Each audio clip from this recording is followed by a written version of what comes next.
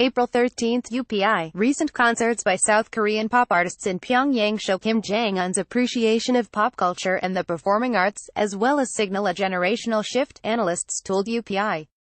Ahead of upcoming summits with South Korea and the United States, a group of South Korean performers, including the popular girl group Red Velvet, performed in Pyongyang on April 1, with Kim and his wife, Ri Sol-ju, in attendance. While North Korea remains relatively isolated and Kim maintains a tight authoritarian grip on the country, the easing of tensions and the inter-Korea exchange that has followed the 2018 Pyeongchang Winter Olympics are signs North Korea is taking a major step forward, says Michelle Cho, the Korea Foundation assistant professor in the Department of East Asian Studies at McGill University. This particular concert, I thought, was unique because it seemed like Kim Jong Un was self-selecting people, said Cho, who studies South Korean videos and the digital culture of K-pop fandom. Cho said Kim owned up to the fact that he clearly follows Korean popular culture. She added it is likely Kim made the key decision to invite members of Red Velvet, one of the most popular K-pop girl groups under the management of leading firm Sum Entertainment. There's a lot of interest as to why Kim Jong Un is interested in Korean popular culture, maybe trying to learn the cultural technology that the Korean creative industry offers, Cho said. That's kind of intriguing. Analysts who study the North Korean economy have consistently noted market forces play an increasingly important role in the lives of ordinary North Koreans. Kim has vowed to put his country on a more peaceful and prosperous path. During his recent visit to China, Kim made a stopover at China's technology hub Zhongguancun, known as China's Silicon Valley.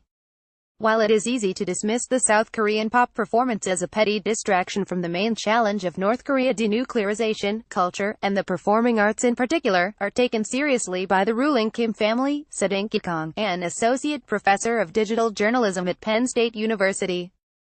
Former leader Kim Jong-il was an avid lover, but he firmly believed that must-serve politics, Kong said. Music without politics is like a flower without scent, and politics without is like politics without heart, he said. Following the concert, North Korea did not air footage of the group's performance but acknowledged the South Korean visit. Kim's favorable review of the K-popians is not without irony. North Korean state media has consistently condemned foreign, bourgeois culture, a likely reference to the spread of South Korean soap operas and Hollywood films that defectors say are secretly aired in the country. Just days before the concert, a group of North Korean teenagers were sentenced for listening and dancing to K-pop and distributing that to others on a flash drive. But Kim's affinity for South Korean does not surprise Kong. Culturally, the two Koreas have a lot in common. Koreans in both the North and the South had developed common emotional traits for thousands of years, Kong said.